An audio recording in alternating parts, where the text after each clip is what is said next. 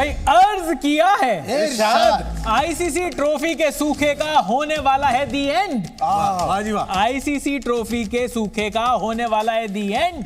Semifinal में जीतेगी India और हारेगा न्यूजीलैंड। सूखे का पता नहीं गीला कर दिया, बहुत बढ़िया। बिल्कुल न्यूजीलैंड गीला होने वाला है। और मैं ये कह रहा हूं कि अब सेमीफाइनल की बात होने वाली है, क्योंकि टीम इंडिया ने 9 मैच में से 9 मैच जीतकर वर्ल्ड कप का जो ग्रुप स्टेज था उसमें आग लगा दी है। और आग लगाने के बाद अब इंडिया का मुकाबला होगा न्यूजीलैंड से, जिनसे 2019 के सेमीफाइनल की हार का बदला भी लेना है। हाँ भाई, वो धोनी भैया की आंखों में आंसू मेरे को बिल्कुल बर्दाश्त से यार, इतने से कोई इतना मतलब दर्द देता है कि खाली 1 आधे इंच का फर्क रह गया था। व्हाट इज दिस यार, इतने सालों से हमें दर्द हो रहा है। तो मुझे लगता है कि जिस तरीके से इंडिया ने न्यूजीलैंड को हराया था, ग्रुप स्टेज में हराया था, उससे भी और बुरी तरीके से हराएंगे। और क्या ये जो सपना है हमारा, क्या ये रियलिटी में कन्वर्ट हो पाएगा? इस चीज के लिए हम आपको ले चलते हैं आकाश भाई के पास। आकाश भाई, welcome to the cricket show. और यहां पर अब सर सेमीफाइनल की स्टेज सेट है। यहां पर क्या टीम इंडिया की स्टेज भी सेट है क्या? मतलब ढोल नगाड़े वालों को बुलवा लूं? अच्छा, ओ वाजी वाह, आराम से, कोई टेंशन नहीं है, क्योंकि ये बार-बार वाजी वाह कह के ना चाप की याद है। हाँ, एक तो ना आपने ऑर्डर कहीं से करी है, नाम कहीं का ले रहे हो। वो भी आ नहीं रही है। विद ड्यू रिस्पेक्ट, चाप वालों के भी प्रमोशन कर रहे हैं। Seriously this is, I mean let's छाप छोड़ने की बात कर रहे हैं। छाप छोड़नी है हमें, और जो भारतीय टीम ने छोड़ी है लगातार अपनी छाप छोड़ते गए हैं। पर 2019 का क्योंकि आपने बात की वर्ल्ड कप की, तो मैं मैनचेस्टर में था और वो मैच अगर दूसरे दिन नहीं जाता जी तो इंडिया जीत जाता है एक्चुअली। वो दूसरे दिन मैच का जाना, वो फिर सडनली मोमेंटम का चेंज होना, फिर 3 विकेट गिरना एंड ऑल ऑफ दैट। तो वहां पे फिर भी जब आपने टीमों को मैन टू मैन मार्किंग करके देखी ना, तो आपको लग रहा था यार बराबरी पे खड़े हैं। उस पूरे टूर्नामेंट में हम एक बार भी उनको खेले नहीं थे। वो मैच में बारिश आ गई थी, वो मैच ही नहीं हुआ था। और ऐसा भी नहीं हम कह सकते थे कि यार हम तो बड़े अनडिफीटेड तरीके से आ रहे थे, पर हम इंग्लैंड से हारे भी थे और उस मैच में बहुत बुरी तरीके से हारे थे जब हारे तो।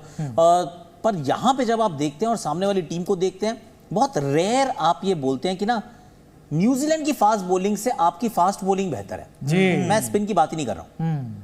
उनकी फास्ट बॉलिंग से हमारी फास्ट बॉलिंग माइल्स अहेड है इस समय। मतलब अगर हम जसप्रीत बुमराह को देखते हैं तो उनका जो बेस्ट है ट्रेंट बोल्ट, वो भी उनके सामने फीका नजर आता है।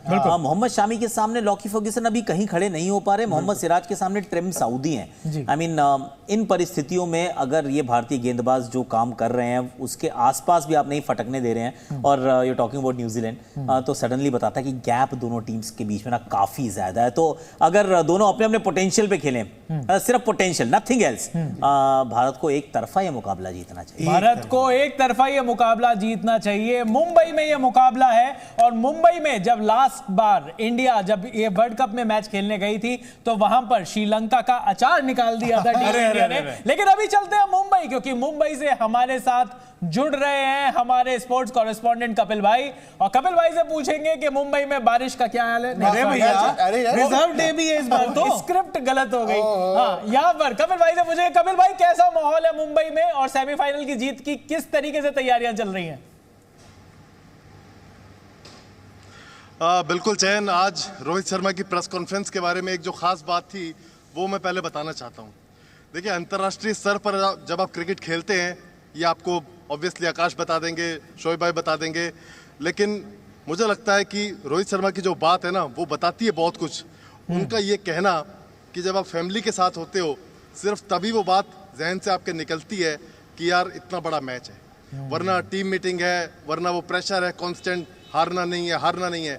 वैसे तो अंतर्राष्ट्रीय स्तर पर क्रिकेट आपका बेड फेलो है, ये बात हम सब जानते हैं, लेकिन वो जो प्रेशर है वो मैं कहूँगा थोड़ा सा, ज़्यादा नहीं 10%, वो थोड़ा सा दिखाई दिया रोहित शर्मा पर कि वो कितना बड़ा प्रेशर है। एक्चुअली आप कप्तान हैं, और रोहित शर्मा जब ये पूछा गया कि आप टीम मीटिंग में अपने खिलाड़ियों को, कि ये मेरा मंत्रा है, रोहित शर्मा का मंत्रा है ये, आप जो मैंडेट देते हो अपने खिलाड़ियों को as a captain, as a leader, वो क्या रहता है?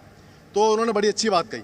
उन्होंने कहा कि मेरे लिए टीम में हर बंदे का रोल डिफाइन होना चाहिए, तो वो मैं डिफाइन करता हूँ, और राहुल भाई एज कोच वो मेरे को उसमें सपोर्ट करते हैं।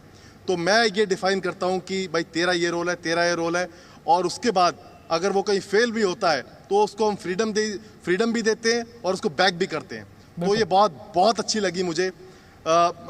ये तो ठीक है, पिच में बाउंस है, तेज गेंदबाजों को थोड़ी मदद रहेगी, अच्छा बॉल बल्ले पर आएगा, तो ये सब ठीक है, लेकिन वो जो प्रेशर है उसको रोहित शर्मा जो फील कर पा रहे हैं इस वक्त, वो अलग लेवल का है, इसमें कोई शक नहीं है।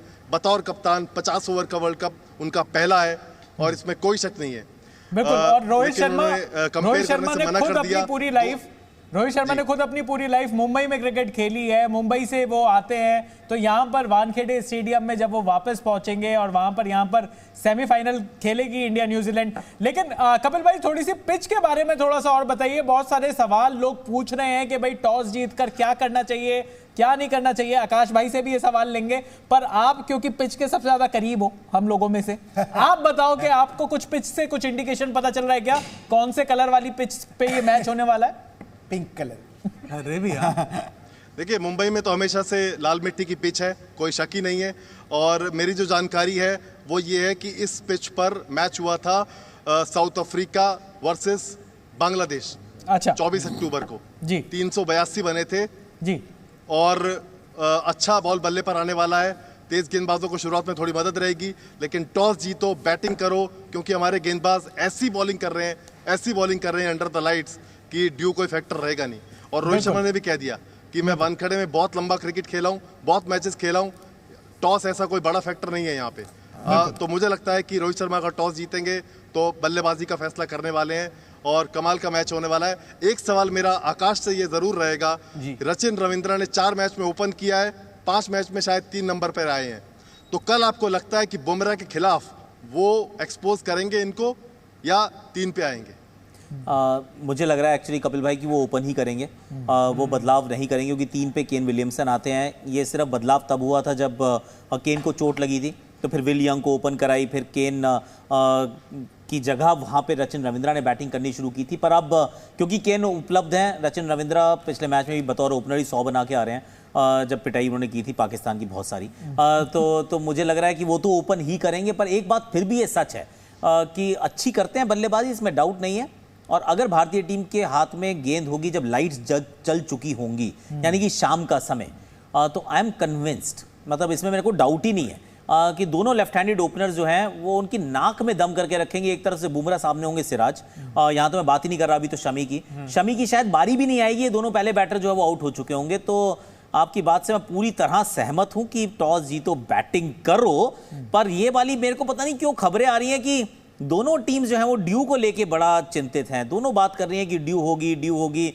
अब ड्यू होगी नहीं होगी, ये चेस फ्रेंडली ग्राउंड है या नहीं है, पर पहले बैटिंग कर लो यार। आप तो पास में बात करके देख लो एक बार, वो उनके रूम के नीचे से पर्ची डाल भेज दो कि कह रहे हैं बैटिंग कर लो। बिल्कुल। तो चलिए अब शोएब भाई के पास भी चलते हैं, क्योंकि ये जो सवाल है ये शोएब भाई से भी पूछेंगे। शोएब भाई हमारे साथ जुड़ गए पाकिस्तान से। शोएब भाई, यहां पर अब इंडिया और न्यूजीलैंड का ये जो बड़ा सेमीफाइनल होने वाला है, यहां पर आपको क्या लगता है? यहां पर टीम इंडिया ने पिछली बार जब पहले बैटिंग करी थी तो श्रीलंका को 55 पर ऑल आउट कर दिया था। तो यहां पर आपको क्या लगता है कि टीम इंडिया को क्या करना चाहिए? अगर कल टॉस कितना इंपॉर्टेंट होगा इस न्यूजीलैंड के साथ सेमीफाइनल में? देखिए, आप आकाश की बातों से डिसएग्री मत किया करें, जो ये कहते हैं कर दिया करें और इसी में आपकी भलाई है। खत्म बात। उन्होंने कह दिया बैटिंग करनी है और उसके बाद बॉलिंग करनी है। आपने 450 बनाना है और उसके बाद आगे लगा लेना न्यूजीलैंड। तो यही मंत्र होना चाहिए। आई थिंक अच्छा, नाइस, हार्ड, फास्ट ग्राउंड है, वानखेड़े है, मजे करें सर। आपकी टीम इस वक्त छाई हुई है, कोई डरने की जरूरत नहीं, कोई प्रेशर लेने की जरूरत नहीं। 2 प्रेशर है, बहुत है, लेकिन थोड़ा सा अच्छा स्टार्ट मिला तो India will be on off the flyer in terms of they gonna hammer New Zealand. अगर जब थोड़ी सी ग्रिप सख्त हुई ना इंडिया की मैच में थोड़ी सी, और Rohit Sharma up and going हुआ, तो वो फिर वो कैजुअल शॉट नहीं मारेंगे, फिर वो लंबाई 150 करेंगे। मैं आपको वही बता रहा हूँ, उनका एक 150 मैंने देखना है और इनका 150 आना है।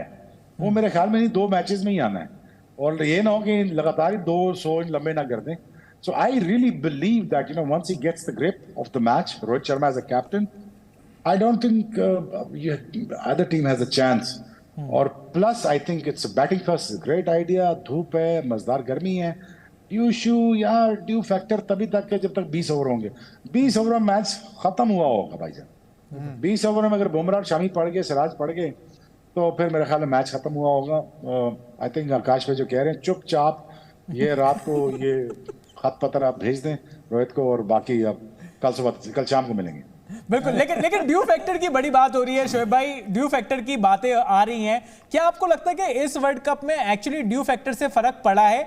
और दूसरा सवाल मेरा यह है कि टीम इंडिया अगर सारे जो ऑपोजिशन है उसको 30 ओवर में ही आउट कर दे रही है, तो ड्यू फैक्टर से क्या आपका स्ट्रेटेजी बदलनी चाहिए? टॉस जीतकर बैटिंग करनी है या बॉलिंग करनी है? नहीं, इंडिया आउट कर रहा है पहले 10 से 15 और 20 ओवर के दरमियान ही कर रहा है। मैच तो वहीं खत्म कर देते हैं, बाकी तो वो जो प्रोसेस होता है उसको पूरा करते हैं, बाकी तो जो क्या कहते हैं खाना पूरी होती है वो पूरा कर रहे होते हैं। आई थिंक अगर विकेट ड्यू ना हुआ तो तब भी न्यूजीलैंड फंसेगा, कुलदीप के हाथ फंसेगा, जडेजा के हाथ फंसेगा। सो रास्ता कहीं पे भी नहीं है भाईजान। ऑल पाथ्स आर ब्लॉकेड जो है लगे हुए ना आपके आगे दूसरी टीम के लिए, वहां से आप निकल नहीं पाएंगे मुझे नहीं लगता। अगर बॉल ग्रिप किया तो फिर और मसला है, देखें फिर तो भूल जाए ना, अगर बॉल ग्रिप किया हुआ तो कुलदीप तो और जडेजा नहीं छोड़ेंगे आप, बिल्कुल ये तो गिवन है। और अगर नया बॉल आप कर रहे हैं तो आई थिंक बुमराह ऑब्वियसली उसको अटैक करेंगे, मैं अभी बता रहा हूँ, उसको निकल के खेलेंगे, ये बात ठीक है। उसको उस पे अगर अटैक कर दिया बुमराह पे तो ये याद रखिएगा शामी और सिराज बचते नहीं कर। और ये अगर क्रीज में बैठ के खेले रविंद्रा या जो भी इनके प्लेयर हैं, क्या नाम उनके भाई साहब का, तो अगर वो निकल के खेले और कोशिश की बुमराह को अंडर अटैक करने की, तो then there is a window. और मुझे नहीं लगता कि कल जब प्लान करके न्यूजीलैंड आया होगा उसके हिसाब से बुमराह बहुत शार्प फास्ट बॉलर है, लेकिन ये डैमेज कंट्रोल ये किसी तरीके से करना पड़ेगा। डैमेज कंट्रोल नहीं कर रहा है, सिचुएशन कंट्रोल करनी पड़ेगी, क्योंकि देखिए बुमराह को सब जानते हैं, अगर उसको लाइन पे बॉलिंग करने दी आपने तो आप भूल जाएं, आप 2 या 2.5 रन ऑन ओवर कर लें, या भूल जाएं जी, ये मुश्किल है। फिर शामी आके मुसीबत डाल देता है, फिर सिराज आके उसके कैपिटलाइजेशन में चल जाता है कि बुमराह का पकाया हुआ खाना हम खाएंगे। तो बात ये कि वो इतना प्रेशर नहीं बर्दाश्त हो सका। तो I think they will attack Indian fast bowling, बिल्कुल, और if not they will attack Siraj and Shami and they will make sure that they bring that attack to the spinners. वो खड़े होकर खेलेंगे नहीं, ये मैं आपको अभी बता रहा हूँ, it'll be a very attacking cricket. But minute if India gets the grip of the match, अगर थोड़ा सा ग्रिप बना ली उन्होंने तो इंडिया इनको बहुत पछाड़ेगा, मैं अभी बता रहा हूँ। आकाश भाई आपका क्या कहना है? आपने ये तो कह दिया कि टीम इंडिया को टॉस अगर जीतना है तो पहले बैटिंग करनी है, जी। लेकिन यहाँ पर आपको क्या लगता है कि यहाँ पर मतलब टीम इंडिया को अगर पूरा ग्रिप में लेना है, अगर न्यूजीलैंड पहले बैटिंग करने लगे तो किस तरीके से टीम इंडिया को इस मैच को कंट्रोल करना होगा? देखिए, अगर न्यूजीलैंड पहले बैटिंग करती है ना तो स्कोर बोर्ड का प्रेशर नहीं होता है। तो सडनली जब हमने पहले बैटिंग की, दोपहर का मैच हो, मुझे तो पाकिस्तान वाला मैच भी याद आता है जहां पे वो 3-3 ओवर के स्पेल दे रहे थे हम, क्योंकि गर्मी बहुत थी कि भाई सबको 3-3 ओवर का स्पेल दो। अब 3 ओवर में ना you don't run through a side. और जब आप पहले बॉलिंग कर रहे होते हो, एक ये बड़ा अंतर होता है कि अगर आप पहले बॉलिंग कर रहे हो, आपने पहले ओवर में कुछ नहीं किया, दूसरे तीसरे में विकेट ली, और उसके बाद आप चौथे ओवर के बाद आप रोक देते हो, क्योंकि आपको ऑलरेडी दिमाग में चल रहा होता है कि मुझे इसको एक बीच में स्पेल कराना है, फिर एक एंड में स्पेल कराना है, क्योंकि आप 50 ओवर का गेम खेल रहे हो। लेकिन जब आप ये सेकंड काम कर रहे होते हो तो आप कहते हो अगर अच्छी बॉल कर रहा है ना मोहम्मद सिराज ने, अच्छी करी, कह रहा कर ले यार 2 ओवर और डाल। मोहम्मद शमी तो अपने 5 ही ओवर डाल जा सीधा, और उतने में 5 आउट कर देते हो, आप खत्म कर देते हो टीम को। जो काम आप पहले नहीं करते हो, आप थोड़ा सा ना कंजर्वेटिव होते हो, तो ये आपको दिखेगा। तो वहां पे मुझे जो लगता है न्यूजीलैंड की ताकत क्या है, न्यूजीलैंड एक वो टीम है जो अनुशासन से चलती है, सबके रोल डिफाइंड रहते हैं, और ये सारे रोल जो डेफिनेशन आपको दिखती है ये आपको दिखेगी पहले बैटिंग करते हुए। क्यों? क्योंकि स्कोर बोर्ड का प्रेशर नहीं है, तो वो जो रोल जो है वो स्कोर बोर्ड डिफाइन नहीं कर रहा, वो आपने अपने लिए अपने सबको दे दिया एक रोल। तो आप थोड़ा संभल के भी खेलते हो, जब आपको मन करता है थोड़ा सा आप चांस लेते हो, फिर आप पीछे थोड़ा बैकफुट पे चले जाते हो, तो वहां पे फिर पकड़ के खेलना पड़ता है। न्यूजीलैंड को न्यूजीलैंड की गेम में मारना पड़ता है कि अगर बॉल टर्न हो रही है तो फिर आप रविंद्र जाडेजा हैं, आपके पास कुलदीप यादव हैं, सामने बहुत सारे लेफ्टीज होंगे, Devon Conway, Rachin Ravindra, Tom Latham, बाद में मिचेल सैंटनर, इतने सारे लेफ्ट हैंडर्स हैं। तो रविंद्र जाडेजा का कद थोड़ा सा छोटा होगा, जो कि अमूमन नहीं होता है, तो ये फिर वो थोड़ा सा वो चूहे बिल्ली का खेल होता है, वो थोड़ी सी शतरंज की चालें चलनी पड़ती हैं, जिसमें रोहित शर्मा बहुत अच्छा करते हैं।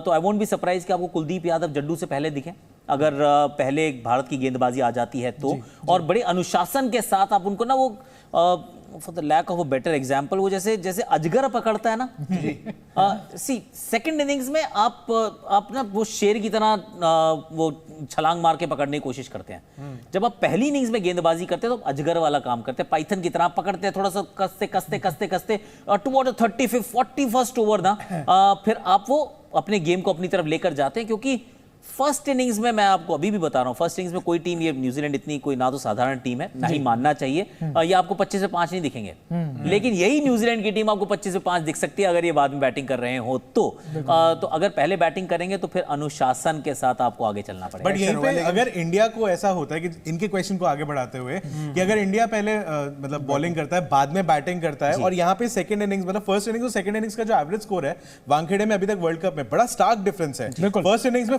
357 रन्स बन रहे हैं और 6 विकेट के नुकसान पे, और सेकंड में जो एवरेज है वो 188 रन्स है 9 विकेट के नुकसान पे। क्या इंडिया ऐसे पोजीशन में अगर पहुंचता है, क्या संभाल सकता है अपने आप को? देखिए दोनों ही चीजें नहीं होंगी मेरे हिसाब से। ना तो पहले बैटिंग करने वाला 350 बनाएगा, क्योंकि ये वर्ल्ड कप का सेमीफाइनल है। लीग मुकाबलों में जो भी होता है उसको थोड़ी देर के लिए पीछे छोड़ दो कि क्या होता है, ये वर्ल्ड कप सेमीफाइनल का प्रेशर अलग होता है। तो वो 350 रन वाला जो दबंग बेबाक बिंदास अंदाज कम दिखता है, तो सब थोड़े थोड़े कंजर्वेटिव खेलते हैं। और सेकंड इनिंग्स में अगर भारत की बैटिंग आती है, न्यूजीलैंड आएगी तो 180 पे आउट हो सकती है। अगर भारत की बैटिंग आती है सेकंड इनिंग्स में, तो मैं सोच के चल रहा हूँ कि सामने वाली टीम ने 280 290 बनाए होंगे मैक्स। तो शुरुआत में थोड़ा ध्यान से खेलना पड़ेगा, फिर आपको रिस्पेक्ट देनी पड़ेगी। ट्रेंट बोल्ट के हाथ से बॉल अच्छा निकल रहा था, इस बार धर्मशाला में नहीं निकला था, राउंड द स्टंप चला गया था फटाफट। यहां पे जो लास्ट मैच खेले उनका बॉल हाथ से अच्छा निकला है। टिम साउदी भी वो अंडर लाइट्स थोड़ी सी अच्छी गेंदबाजी कर सकते हैं। And then you got Lockie Ferguson. तो नई गेंद का थ्रेट तो संभालना पड़ेगा, क्योंकि अगर वो नहीं संभलता तो फिर ये मैच जितना हम चाह नहीं रहे रोमांचक हो, वो भारत की बैटिंग सेकंड में रोमांचक हो सकता है, बैटिंग फर्स्ट में कोई रोमांचक नहीं होगा, वन साइड होगा। बिल्कुल बिल्कुल। यहाँ पे पर शोएब भाई मैं आपसे पूछना चाहूंगा कि ना मतलब मुंबई की पिच जैसे आप कह रहे हो कि अंडर लाइट्स जो है वो हल्का बहुत बॉल जो है वो मूव करता है और थोड़ा सा फायदा मिलता है वहाँ। और अगर हम मतलब इस वर्ल्ड कप में भी देखें जहाँ पर साउथ अफ्रीका और इंग्लैंड का मैच हुआ, वहाँ पे 399 साउथ अफ्रीका ने बनाए, वहाँ इंग्लैंड चेस करते हुए बस 170 पे आउट हो गया। फिर साउथ अफ्रीका ने फिर 382 बनाए, बांग्लादेश 233 पे निपट गया। इंडिया ने 357 बनाए, श्रीलंका 55 पे ढेर हो गया। तो यहाँ पर हम देख रहे हैं कि जो बाद में बैटिंग कर रही है टीम, उसको बहुत डिफिकल्टी हो रही है। तो ये बड़े स्कोर का प्रेशर है या फिर ये अंडर लाइट? शोएब भाई कुछ बॉल बताओ, कुछ हरकत कर रही है क्या अलग से, या बैटिंग भूल जाते हैं? नहीं यार, आपके बॉलर बॉलिंग बहुत अच्छे कर रहे हैं, ये सिंपल आंसर है जी। और इसमें कोई दो राय नहीं है। जितनी अच्छी बॉलिंग आपके फास्ट बॉलर्स ने की और स्पिनर्स ने की, ड्यू में भी की, स्पिनिंग ट्रैक पे भी की, तो आपके बॉलर बहुत अच्छी बॉलिंग कर रहे हैं, इसमें दो राय है ही नहीं, सिंपल पीरियड। इसके पास किसी का कोई जवाब नहीं था। और दूसरी बात यह कि देखिए अब मुझे ये लगता है कि देखिए toss is very very important. दोनों ही कप्तान चाह रहे हैं, दोनों ही कप्तान एक ही चीज चाह रहे हैं, बैटिंग फर्स्ट। और देखें यार, ये बात तो आप माने कि let's suppose for a second यार न्यूजीलैंड खेलने आएंगे ना, अभी तो हम इंडिया टीवी बैठे हैं, इंडिया इंडिया ही करेंगे ना, वो तो बात समझ में आ गई। लेकिन लेट्स से अगर हम न्यूजीलैंड के पर्सपेक्टिव से सोचते हैं, what if New Zealand crosses about 300 plus runs, obviously there is a huge amount of pressure on you now. Of course आपको क्या लगता है कि बोल्ट बॉल स्विंग नहीं करेगा? क्या फर्गसन नहीं आएगा तगड़ा? तो आएगा, बिल्कुल आएगा। क्या आपको लगता है कि विराट कोहली को बाउंसर नहीं करेंगे? बिल्कुल करेंगे। वो रन तो मिल चीज करेंगे नहीं, मैं आपको भी बता रहा हूँ। वो बाउंसर्स भी करेंगे, वो आपके बुमराह को चलेंगे भी, वो निकल के खेलेंगे भी, प्रॉब्लम क्रिएट करेंगे। वो इस तरह बॉकडाउन नहीं होंगे। अगर इंडिया ने इनको भी बॉकडाउन कर दिया और वो बॉकडाउन एक चीज से हो जाएंगे, एक पहली कंडीशन वो होगी टॉस। जो टॉस हुआ सिक्का, रोहित शर्मा ने कहा जी I am batting first, thank you, ये तो होगी half battle won by India, by the grace of God. चले, ये तो बात पूरी होगी ना। अब ये डिमोरलाइजेशन है, डिमोरलाइजिंग है और न्यूजीलैंड के पता है कि इन्होंने अब हमें इनकी चॉइस पे इन्होंने हमें मारना है कितना, 300 प्लस करना है, 350 करना है इन्होंने, या 450 करना है, या बहुत अच्छा खेल के 400 करना है। अब ये रोहित शर्मा तय करेगा कल कि मैंने कितना मारना है इनको। अगर सिचुएशन बनती है पहली दफा टॉस जीतने से, तो फिर तो ठीक है। अगर यही सिचुएशन न्यूजीलैंड के साथ बनती है, न्यूजीलैंड भी विल मेक श्योर 325 तो 30 तो करे और 330 यार बहुत बड़ा स्कोर होता है। और जब रन बॉल खेलना पड़ जाए ना आपको, और जब आपकी विकेटों, और पता है भारतीय बैट्समैन का अभी तक कोई कोलैप्स नहीं देखा हमने, छोटा वाला कोलैप्स तो देखा हमने, वो बड़ा कोलैप्स अभी तक नहीं देखा। वो खुदा ना खास्ता कल हो गया तो देखे ना, तो वो तो बहुत मुसीबत पड़ जाएगी। तो बात ये है कि आई थिंक टॉस बड़ा इंपॉर्टेंट है। I really think that New Zealand wants the same thing and so is Rohit Sharma wants the same thing. Rohit Sharma का ये होम ग्राउंड है, वो यहाँ पिछले 10 साल से खेल रहा है। So nobody understands this pitch better than Rohit Sharma. Rohit Sharma एक चीज समझता है, मुझको कल टॉस जीतनी है भाई, बाकी बाद में देखेंगे। बिल्कुल यार बिल्कुल। टॉस से तो पर मेरे को एक ही टीम याद है जो बिल्कुल हारी गई, वो तो थी पाकिस्तान। इंग्लैंड के खिलाफ मैच में टॉस हुआ और पाकिस्तान वहीं हार गई। बिल्कुल, लेकिन इंफॉर्मेशन नहीं दे रही है, चिढ़ा रही है। लेकिन यहाँ पर उतारा नहीं कंट्रोवर्सी, सिक्के में प्रॉब्लम थी कोनो के। आपने फेंका है ना, सिक्का चेंज कर दिया, सिक्का बदला गया है। नहीं यार, सारी चीजें डिस्कस हो गई, कौन डिस्कस क्यों हुआ अभी तक? ये बात तो है। तो चलिए थोड़ा सा पिच के थोड़े से करीब चलते हैं, क्योंकि वहां पर कपिल भाई वहां पर मौजूद है मुंबई में, और वो कुछ सवाल पूछना चाह रहे थे। तो कपिल भाई आपसे पूछूंगा, क्योंकि हमारे पास जो आपके लिए सवाल थे वो थोड़ी पिच के हिसाब से है, आपके पास कुछ और सवाल है तो बताएं। जी हाँ, मेरा दोनों से सवाल है, आकाश जी से भी और शोएब भाई से भी। वो ये कि न्यूजीलैंड ने जो टीम लंका के खिलाफ खिलाई थी, वही टीम हमारे खिलाफ खिलाएगा, या कुछ ऐसा सोचेगा यार वानखेड़े की पिच है, थोड़ा बाउंस होगा, 4 तेज गेंदबाज खिला दो, बोल्ट साउदी फर्ग्यूसन के साथ चौथा भी खिला दो, या फिर रचिन रविंद्रा, चैपमैन और सेंटनर ये मिलकर निकाल देंगे 50। तो न्यूजीलैंड कुछ ऐसा भी सोच सकता है क्या? आकाश भाई? मुझे लगता है फास्ट बॉलर खिलाएंगे। अच्छा, फास्ट बॉलर खिलाएंगे? शोएब, मुझे लगता है, मुझे मेरा गुमान है, मेरा गुमान है कि 4 फास्ट बॉलर, क्योंकि यार बॉम्बे का विकेट कैरी करता है शाम को, यार कैरी करता है। मैंने बॉलिंग की हुई वहां पे शाम के वक्त, बॉल कैरी करता है यार। इंडिया में आप जहां पे भी देखा, किसी का बॉल पहुंचे ना पहुंचे, फास्ट बॉलर का बॉल, आपके फास्ट बॉलर का बॉल पहुंच रहा था। लेकिन शाम को यार हेल्प होती है कपिल, आप मानो ना मानो, ये जो लेदर होता है ना यार, जो नया 10, 15, 20 ओवर का जो बॉल होता है, कैरी करता ही करता है। और इनके सीमिंग है, सारे अच्छे सीम करने वाले, फर्ग्यूसन तो पीछे करने वाला है। लेकिन I really believe that spinners को इंडिया तो जान से मार देगा यार, अगर एक I don't know, this is my gut feeling. Akash भाई आपको क्या कहना है? देखिए मुझे जो लग रहा है ना, ये कल जब हम पिच देखेंगे जी तो इस पे ना घास बहुत कम होगी।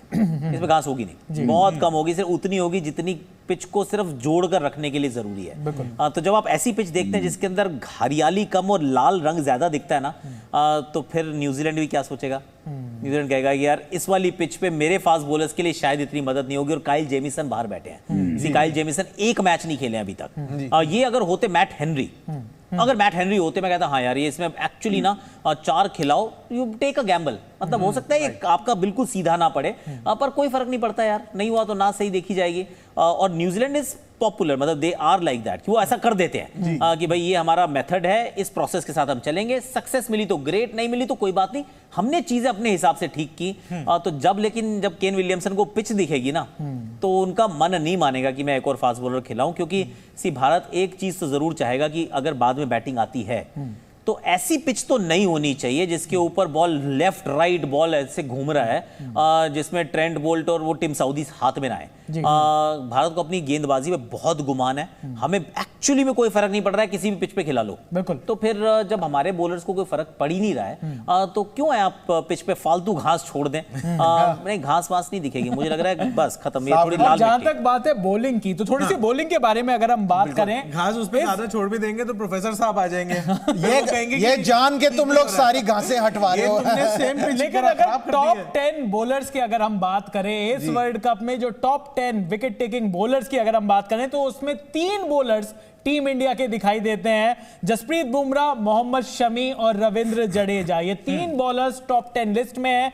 न्यूजीलैंड की तरफ से सिर्फ एक ही बॉलर है, और आकाश भाई वो बॉलर फास्ट बॉलर नहीं है, वो है मिचेल सैंटनर। तो जहां पर हम बात करूंगा, और आप दोनों के पास ही सवाल लेकर जाऊंगा कि अगर हम फास्ट बॉलिंग अटैक की बात कर रहे हैं, अगर हम बात कर रहे हैं जो शोएब भाई कह रहे हैं कि वहां पर ज्यादा कैरी होता है, उस हिसाब से अगर हम मैन टू मैन अगर अटैक देखें, बॉलिंग अटैक देखें न्यूजीलैंड का और इंडिया का, क्योंकि बड़ी बातें हो रही हैं टीम यहां पर ना, कई सारे पेजेस भी कई सारी बातें कर रहे हैं कि हनुमान चालीसा याद करनी तो नहीं पड़ेगी पिछली बार की तरह, क्योंकि न्यूजीलैंड के पेस अटैक ने 5 रन पर 3 विकेट गिरा दिए थे उस 2019 के सेमीफाइनल में। लेकिन यहां पर 2023 की कंडीशन जिस तरीके से टीम इंडिया खेल रही है, यहां पर मैन टू मैन अगर बॉलिंग अटैक की बात करें शोएब भाई, क्या टीम इंडिया का बॉलिंग अटैक न्यूजीलैंड के बॉलिंग अटैक से फार मोर सुपीरियर नहीं दिख रहा है क्या?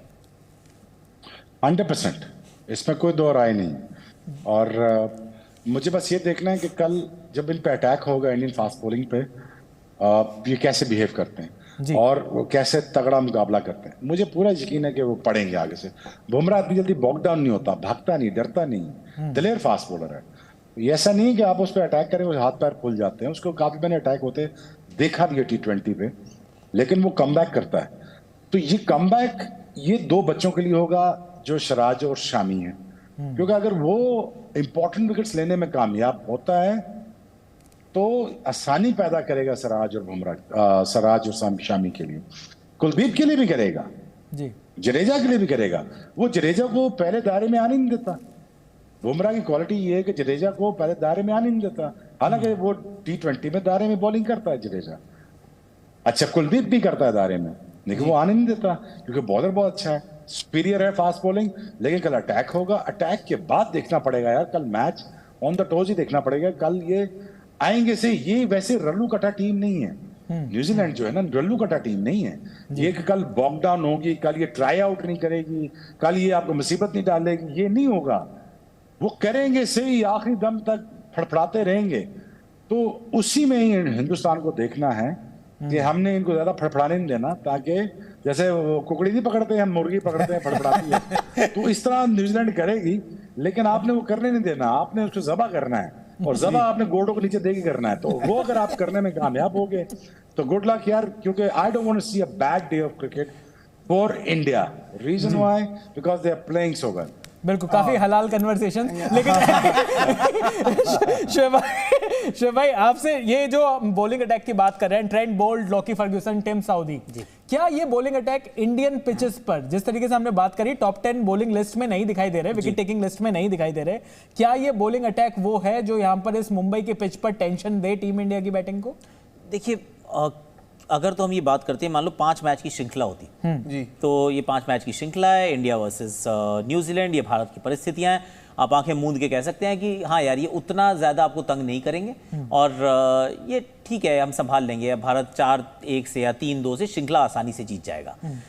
पर ये ना सेमीफाइनल का मैच है और इसमें आप जब 3 गेंदबाजों की बात कर रहे हैं तो टिम साउदी को कितना भी आप मतलब उनको आप दरकिनार करने की कोशिश करें, पर उनके रिकॉर्ड ना बहुत तगड़े हैं और आइडिया है उनको, ये बड़े मैचेस खेलने का आइडिया भी है, बॉल स्विंग भी करानी होती है, एंड ऑल इट टेक्स, सी 2 ही तो विकेट लेनी है, 2 अच्छी गेंदें आप सामने वाले के बंदे, आपने 2 ओपनर आउट कर दिए, दैट्स इट यार। उसके बाद टिम साउदी कुछ ना करे मैच में, क्या फर्क पड़ता है? ट्रेंट बोल्ट क्या ये नहीं कर सकते? भाई वो कर सकता है बंदा यार। लॉकी फर्ग्यूसन क्या वो मतलब वो राउंड द स्टंप्स आके बाउंसर मारे और वो श्रेयस अय्यर को और कोहली को और राहुल को वो मारे और एक स्पेल में 2 ही आउट करने होते हैं। तो बिल्कुल भी किसी को भी ना मतलब वो कहे कि रूल आउट कर दो या कह दो कि यार ये तो बड़ा साधारण है, ऐसा बिल्कुल नहीं है। ये मैन टू मैन मार्किंग कर रहे हो, 100% भारतीय गेंदबाजी बेटर है, इनफैक्ट बेटर को छोड़े इस टूर्नामेंट की बेस्ट है। लेकिन क्या टिम साउदी, ट्रेंट बोल्ट और लॉकी फर्ग्यूसन मिलके 5 विकेट नहीं ले सकते? वो ले सकते हैं, 15 ओवर में 5 ले सकते हैं, लेकिन अगर 15 में 5 वो मतलब ये वाला दिन पड़ गया तो चीजें बदल सकती हैं। आई होप नहीं होगा, आई होप कि भारत संभाल लेगा। We are very confident, see very very confident, लेकिन घमंड नहीं है इस बात का। सी घमंड नहीं होता ना, क्योंकि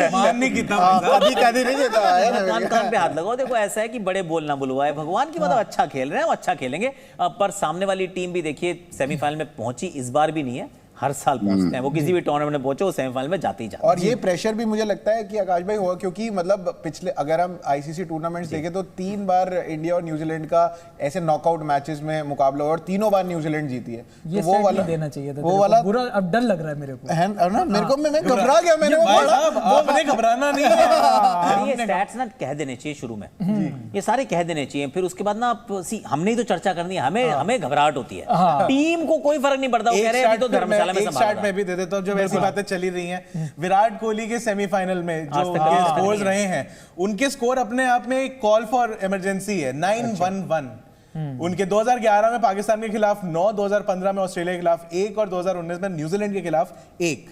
तो क्या आपने कोई भी 50 नहीं आई है नॉकआउट मैचेस, 2011 वर्ल्ड कप के नॉकआउट मैचेस में, 2015 के नॉकआउट मैचेस में, 2019 के नॉकआउट मैचेस में किसी में भी विराट कोहली की कोई 50 नहीं आई है। तो क्या ये बड़ा थोड़ा सा चिंता का, लोग रोहित शर्मा के बारे में भी बात करते हैं कि जब बड़े मैचेस इस तरीके के आते हैं, नॉकआउट मैचेस होते हैं, तो वहां पर फेल हो जाते हैं। क्या ये चीज टीम इंडिया के ऊपर चल रही होगी या आपको लगता है कि ये टीम जिसने 9 मैच में से 9 मैच जीते हो, वो इस बारे में नहीं सोच रही होगी क्योंकि डोमिनेट किया है। देखिए सोचते तो आप नहीं है, क्योंकि आप क्यों सोचेंगे? आप पिछले मैच में भी आउट जब होके आते हैं ना, तो भी आप जिस दिन बैट पकड़ के अंदर चलते हैं आप कहते हो आज तो 100 बनाऊंगा, वो जो बीत गई सो बात गई।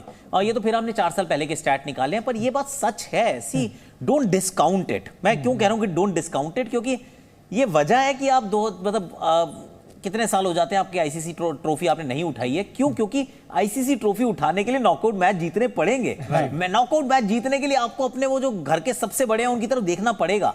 तो इवेंचुअली आप उनसे रन्स की उम्मीद करते हैं, उनसे विकेट्स की उम्मीद करते हैं। अगर उन मैचेस में उनका प्रदर्शन थोड़ा सा भी फीका रहता है तो भारतीय टीम नहीं जीतती है। तो ये दूध का दूध पानी का पानी वाला सिचुएशन है। I mean no pressure guys, but pressure है। कैसे प्रेशर नहीं है यार? आई मीन वो वाला प्रेशर तो रहेगा। और वर्ल्ड कप जीते हुए समय हो गया है, तो ये वाली बात चर्चा का विषय नहीं रहती है। मतलब विद इन द ग्रुप आप नहीं सोचते कि यार तू पिछली बार आउट हो गया था, अरे तू भी हुआ था। ये बातें नहीं करते हैं। पर ये बात सबको पता होती है कि अच्छी फॉर्म से आ रहे हैं, let's continue with the same form. और अगर बल्ले से बॉल अच्छी लग रही है तो लेट्स मेक इट काउंट। उतना तो ध्यान में रखना बिल्कुल। फॉर्म कल कोई भी गंदी बात नहीं करेंगे, आज ही कर लेते जितनी गंदी बात। वानखेड़े, एक मिनट, मैं वानखेड़े में लोकल बॉय जो है पीएचडी करके आया है ये बंदा। भाई साहब मैं कह रहा हूँ, आकाश भाई ने कहा कि अभी निकाल दो जो करना, कल नहीं बोलना, कल शुभमन बोलना है। रोहित शर्मा, वानखेड़े, लोकल बॉय सारी बातें कर रहे हैं और उनकी फॉर्म बहुत बढ़िया चल रही है, 500 प्लस बना चुके हैं। लेकिन वानखेड़े में अभी तक 4 ओडीआईज खेले हैं, 50 रन मात्र उन्होंने बनाए हैं। क्या ये भी एक अच्छा कोरिलेशन नहीं है? क्या इस चीज का कोई प्रेशर रहेगा? क्या ये रिकॉर्ड चेंज होगा? शोएब कोई प्रेशर है रोहित पे? प्लीज बता दो। 4 मैच में 50 ही बनाया उन्होंने। बताओ शोएब भाई, प्रेशर की बात। बाय द वे कोई प्रेशर नहीं है, लेकिन मैं वो लफ्ज कह नहीं सकता टीवी पर, लेकिन वही हालत है इस वक्त सबकी। भाई सेमीफाइनल है, नॉकआउट है, 2 दिन चाहिए, कल का और परसों का। एक बात कर रहा हूँ 18 का यार, बात सुनो मेरे भाई। मैंने वर्ल्ड कप का फाइनल खेला हुआ है, राउंड्स के मैचेस भी खेले हुए हैं। सेमीफाइनल की फील अलग है। इसमें आप मरे हुए होते हैं बीच में से, किसी को कुछ नहीं पता होता। जब तक बॉल डिलीवर होता है सबकी आंखों के आगे जाला होता है सफेद वाला। पता है हटना कब शुरू करता है? ओह एक विकेट गिर गया, शुक्र है सांस आई, अच्छा चलो अब ठीक हो गया, अच्छा ओ यार ये चौका लग गया। ये आहिस्ता आहिस्ता आपको 10, 15, 20 मिनट लगते हैं सिंक इन होने में। ये 15-20 मिनट समझने में समझ आती है। अच्छा वो ये वानखेड़े, अच्छा हम बॉम्बे में खेल रहे हैं, हम तो इंडियंस हैं यार। हाँ ये वानखेड़े ही है यार, रिलैक्स कर। देखो ये आईपीएल का फाइनल नहीं है, ये वर्ल्ड कप 2023 का सेमीफाइनल है। और आगे पाकिस्तान या कोई और टीम या और अफगानिस्तान नहीं खड़ी हुई, न्यूजीलैंड खड़ी हुई है। खतरनाक लोग हैं ये जी। यहाँ पे ऑब्वियसली पहले आधा घंटा ना उनको समझ आएगी ना आप वालों को समझ आएगी। उसमें यही पता लगना है कि यार इन दोनों में से नर्व कौन कंट्रोल करता है, थोड़ा सा कौन कैश इन करता है इसमें से आधा घंटा, वो देखना पड़ेगा। और वहीं पे ही आपका ये लड़का बहुत ही समझदार है, बुमराह।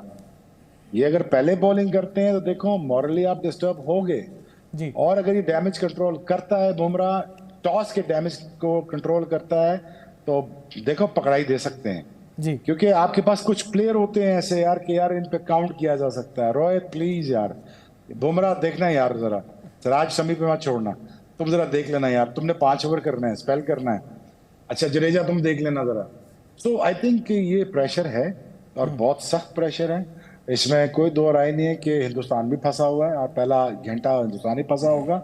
न्यूजीलैंड पे ऑब्वियसली थोड़ा सा ज्यादा प्रेशर होगा, लेकिन उन पे क्या लगेगा अटैक? ओ यार चोकर्स, ओ यार ये फंस जाते हैं, ओ यार बड़ा मैच नहीं जीतते।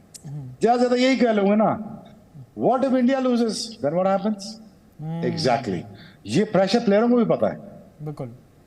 सो मेरे भाई प्रेशर है, no pressure guys, go out there enjoy it. Feel the heat, man. सबसे फ्रॉड बात है। तो चलिए अभी मुंबई चलते हैं। मुंबई में कपिल भाई भी कोई सवाल पूछना चाह रहे हैं और हम अपने थिंकिंग कैप भी लगा लेते हैं, क्योंकि यार ये थिंकिंग कैप लगाने के बाद थोड़ा सा ऐसा लगता है कि यहाँ पर कपिल भाई हमने थिंकिंग कैप लगा लिया और हमें ऐसा लग रहा है कि ये जो इंडिया और न्यूजीलैंड का ये जो मैच होने वाला है ये एक तरफा होने वाला है इंडिया की तरफ। पिछली बार जब न्यूजीलैंड के साथ मैच हुआ था न्यूजीलैंड ने 273 बना लिए थे, मुझे लगता है 173 बना पाएगी न्यूजीलैंड मुश्किल से। पर आप बताइए आपका क्या सवाल था वो थोड़ा सा बताइए।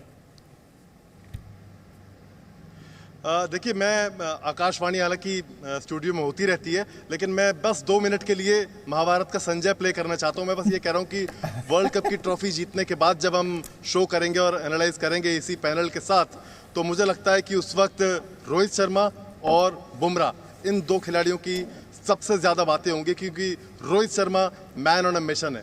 वो अपनी लाइफ की सबसे बड़ी फॉर्म में चल रहे हैं और मुझे लगता है कि सबसे बड़ा फैक्टर वो होंगे ट्रॉफी में। और बुमराह आप देखिए पहले 10 ओवर में जो बंदा 3 रन नहीं दे रहा है, 3 रन, बाकी खिलाड़ी उससे डबल दे रहे हैं, 6, 300 डॉट बॉल डाल चुका है, वो आपका सबसे बड़ा फैक्टर है, इसमें कोई शक नहीं है। थोड़ी देर पहले वीरेंद्र सहवाग से मुलाकात हुई थी, आईसीसी हॉल ऑफ फेम का इवेंट था, तो उनसे पूछा कि आपकी एक एडवाइस रोहित शर्मा के लिए, उन्होंने एक ही शब्द में जवाब दिया, बी फियरलेस। तो वो रोहित शर्मा हमेशा से होते ही हैं, तो मुझे लगता है कि भारत फियरलेस क्रिकेट खेल रहा है और वैसा ही खेलेगा। हम कल भी जीत रहे हैं, हम ट्रॉफी भी जीत रहे हैं। ओके बिल्कुल। और मतलब रोहित शर्मा ने जिस तरीके से बैटिंग करी है, अभी जो टॉप स्कोरर्स हैं उसकी लिस्ट में भी नंबर 4 पर है। यहाँ पर शोएब भाई और आकाश भाई ने कई बार कहा है कि कई सारी सेंचुरीज उन्होंने जरूर मिस करी हो, लेकिन 503 रन बनाए हैं, 1 सेंचुरी उनकी आई है, नंबर 4 पर अभी उस लिस्ट में चल रहे हैं। लेकिन अभी हम बात करते हैं सबसे बड़े खिलाड़ी के बारे में। भाई इंडिया और न्यूजीलैंड का मैच है और इस वर्ल्ड कप में भी सबसे बड़ा खिलाड़ी कौन बनकर उभरा है उसके बारे में भी बात कर लेते हैं। मुझे लगता है शायद ये वही खिलाड़ी है जो वर्ल्ड कप में नंबर 1 पर भी चल रहा है, विराट कोहली। भाई विराट कोहली, किंग विराट कोहली, 1528 रन इन्होंने न्यूजीलैंड के खिलाफ बनाए हैं, 30 मैचेस इन्होंने न्यूजीलैंड के खिलाफ खेले हैं, 5 सेंचुरी, 9 हाफ सेंचुरी, 56.59 का एवरेज। विराट कोहली हमारे लिए सबसे बड़ा खिलाड़ी हैं। ऑल्दो हमें पता है कि सेमी जब भी नॉकआउट मैचेस हुए हैं इनके बहुत ज्यादा रन नहीं आए, पर शायद ये भी ड्यू है। बार बार नहीं बोलना, एक बार बोल के हो गया। लेकिन आकाश भाई विराट कोहली 594 रनों के साथ जो हाईएस्ट रन गेटर्स हैं उसमें नंबर 1 की लिस्ट में चल रहे हैं। लोगों ने, आपने प्रेडिक्ट किया था ये कि विराट कोहली इस तरीके से आग लगाएंगे वर्ल्ड कप में, और क्या ये सचिन तेंदुलकर वाला जो रिकॉर्ड है वो ये वाला भी रिकॉर्ड तोड़ने वाले हैं क्या ये? See one of the highest run scorers होंगे ये तो था, क्योंकि देखिए बड़ी अच्छी बैटिंग की कंडीशंस हैं, ये हमारे घर का टूर्नामेंट है और इसमें लग रहा था कि बहुत सारे शतक बनेंगे और टीमें 400 रन भी बनाएंगी, तो वो सारी चीजें अलोंग द एक्सपेक्टेड लाइंस हैं। पर्सनली इनमें और रोहित में मुझे लग रहा था कि शायद रोहित इनसे ज्यादा रन बना जाएंगे, क्योंकि ओपन करने आते हैं भैया, 50 ओवर मिलते हैं और हो सकता है अभी बना दें, डोंट रूल दैट आउट कि पता चले कि कल खेले और 150 बना दे रोहित और सडनली वो क्या, अच्छा आप तो विराट के बात कर रहे थे, ये तो रोहित ने तोड़ दिया। 91 रन ही पीछे हैं, 91 ही पीछे है, तो ऐसा नहीं है। सी विराट से फिर एक बार उम्मीदें तो रहेंगी, क्योंकि आप उम्मीद भी तो उसी पेड़, मतलब उसी पेड़ पे पत्थर मारते हैं जहाँ फल लगता है, वो उम्मीदें आप उसी से करते हैं जहां से आपको कुछ मिलने की उम्मीद होती है। तो वो खिलाड़ी ऐसा है, अब उसने इतने अच्छे अपने लिए स्टैंडर्ड सेट किए हैं कि जब वो बैट पकड़ के बाहर निकलता है, सच बात ये भी है ना कि हर 3 में से 1 पारी में रन बनाता है सिर्फ जी, या 4 में से 1 पारी में, पर हम हमेशा मानते हैं कि हर बार बनाएगा जी। सी ये थोड़ा सा वो यू रेज योर स्टैंडर्ड, तो यही उम्मीद रहेगी कि भाई साहब आप बनाइए, पर कॉन्टेस्ट अच्छा होगा। क्योंकि आपको बताता हूँ जब ये बैटिंग करने आएंगे तो फील्डर कहाँ खड़े होंगे, ट्रेंट बोल्ट जब इनके सामने होंगे, अगर ट्रेंट बोल्ट इनके सामने होंगे तो एक शॉर्ट मिड विकेट पे फील्डर कैचिंग होगा, एक ना स्क्वायर लेग के पास भी कैचिंग फील्डर रखा होगा, और फिर आप पाएंगे कि जैसे कुछ होगा एक कवर्स के पास भी एक कैचिंग फील्डर या गली की तरफ एक फील्डर रखेंगे। ये इनके साथ थोड़े माइंड गेम्स खेलने वाले हैं, इनके साथ भी, शुभमन के साथ भी। तो इंटरेस्टिंग बैटल रहेगी, क्योंकि न्यूजीलैंड के सामने जब आपने आंकड़े देखे ना, तो ये आंकड़े एक और चीज को वैलिडेट करते हैं, न्यूजीलैंड के सामने कभी ना आपको फ्री रन्स नहीं मिलते। न्यूजीलैंड आपको हमेशा पुश करती है, आपको अर्न करने पड़ते हैं, रन्स कमाने पड़ते हैं, फ्री के नहीं मिलते हैं यहाँ पे। तो जो भी रन बनाएगा, चाहे विराट कोहली हो, रोहित हो, शुभमन हो, या श्रेयस अय्यर हो, या राहुल हो, इन सबको मेहनत करनी पड़ेगी। प्लेटर पे न्यूजीलैंड से आप एक्सपेक्ट मत कीजिए, they will make you work hard for your. बिल्कुल शोएब भाई, जाते जाते आपका एक प्रेडिक्शन ले लेते हैं, समय थोड़ा सा कम है, लेकिन इंडिया और न्यूजीलैंड के मैच में आपको क्या लगता है इंडिया की तरफ से सबसे ज्यादा रन कौन बनाने वाला है? विराट ने पिछली बार 95 बनाए थे, 5 रन से सेंचुरी से चूक गए थे, पर वही मैन ऑफ द मैच थे, हमने उनके स्टैट्स भी देख लिए। आपको क्या लगता है कि कौन टीम इंडिया की तरफ से सबसे ज्यादा रन बनाने वाला है इंडिया वर्सेस न्यूजीलैंड मैच में? यार मैं तो जिसको बहुत ज्यादा पसंद करता हूँ वो रोहित शर्मा जी। अगर कल वो खड़ा हो गया तो वो बारी नहीं देगा किसी को, और उसको पता है इंपॉर्टेंस उसकी अपनी बारी का भी, कि अगर वो रह गया तो फिर तो New Zealand will be out of the game within 20 overs जी। तो अगर ये वो कर जाता है कल, और क्योंकि एक्सपेक्टेड है यार उससे एक बड़ा शो, यार देखा नहीं, मजा नहीं आया, एक किया उसने बड़ा शो, लेकिन ये एक बड़ा शो वानखेड़े में, इसी शहर में जहाँ से वो खेलता है, यहीं पे ही, और करके मैच जीते, यहीं ट्रॉफी उठाए, यहीं से घर जाए, और बॉल शेव ना कराए, बाकी करा नहीं सकता। तो बाकी मेरा ये हाल है यार कि India should win because they deserve to win. बाकी कुदरत का निजाम है, मुझे नहीं पता आगे क्या होता है, लेकिन I think India deserves to win whether they bat second और bat first, I don't know. बिल्कुल बिल्कुल, कुदरत का निजाम कह ही रहे, मैं एक स्टार्ट याद आ गया। हाँ, पर समय कम है हमारे पास, बहुत फटाफट से बता रहा हूँ। Virat plus Rohit world cup में 1000+ रन, हारिस रऊफ और Shaheen Shah Afridi 1000+ run. What a similarity यार, व्हाट अ सिमिलरिटी। पर चलिए, इंडिया के बैटर्स मारेंगे रन, बॉलर्स करेंगे जबरदस्त हमला। इंडिया के बैटर्स मारेंगे रन, बॉलर्स करेंगे जबरदस्त हमला। सेमीफाइनल जीतेगी इंडिया और न्यूजीलैंड से लेंगे 2019 का बदला। बढ़िया, अच्छा है, बदला लिया जाएगा। तो चलिए, यहाँ पर जो 2023 में जो वर्ल्ड कप में जो सेमीफाइनल है इंडिया वर्सेस न्यूजीलैंड, उसके बारे में हम लगातार बात कर रहे हैं। थैंक यू आकाश भाई हमारे साथ स्टूडियो में आने के लिए, thank you so much Shoaib भाई हमारे साथ जुड़ने के लिए। और द क्रिकेट शो में हम लगातार बात करते रहेंगे, आप दोनों से दोबारा मुलाकात करेंगे कल जब इंडिया न्यूजीलैंड को हराएगी। लेकिन क्रिकेट की बात तो यहां पर होती ही रहती है, लेकिन जो इतनी प्यारी क्रिकेट लविंग ऑडियंस हमारे साथ जुड़ी है, जो हमें इतना प्यार भी देती है, उनके लिए थोड़ा प्यार हम भी लेकर आए हैं। जी न्यूज पर हम आपके लिए लेकर आए हैं देश का सबसे बड़ा क्रिकेट क्विज। अगर जीत गए तो मिलेगा गजब का इनाम, family trip on Cordelia cruise. आज वक्त है हमारे 9वें सवाल का जवाब बताने का। हमारा सवाल था 2011 के क्रिकेट विश्व कप की जीत में भारतीय क्रिकेट टीम की कप्तानी किसने की थी? आपके ऑप्शन थे, option A Mahendra Singh Dhoni, option B Yuvraj Singh, या ऑप्शन सी सचिन तेंदुलकर। और इस सवाल का सही जवाब है ऑप्शन ए महेंद्र सिंह धोनी। और सही जवाब देने वाले लकी विजेता है नवी मुंबई के शौर्य सिन्हा, जिन्होंने जीता है कॉर्डेलिया क्रूज की फैमिली ट्रिप। शौर्य भाई मुबारक। शौर्य भाई को बहुत बहुत मुबारक हो। लेकिन आप भी जीत सकते हैं ये मौका। जी न्यूज पर क्रिकेट क्विज लगातार जारी है। हमारा आज का सवाल क्या है वो हम आपको बता देते हैं। 2011 में किस स्टेडियम में भारत ने विश्व कप जीता था? आपके ऑप्शन है, ऑप्शन ए ईडन गार्डन्स यानी कोलकाता में, ऑप्शन बी वानखेड़े स्टेडियम यानी मुंबई में, या option C Ferozshah Kotla ground यानी दिल्ली में। अपना जवाब एसएमएस करने के लिए टाइप करें ZN space option A, B या सी और 57575 पर भेज दें। पर भाई ये कॉर्डेलिया क्रूज जो है, इतना आप इतनी प्रमोशन कर रहे हो, क्या है, होता क्या है कॉर्डेलिया क्रूज? भाई प्रमोशन इसलिए कर रहा हूं क्योंकि कॉर्डेलिया क्रूज जबरदस्त चीज है। क्या है ये क्रूज, दिखाते हैं आपको। Every step I take, I feel so free.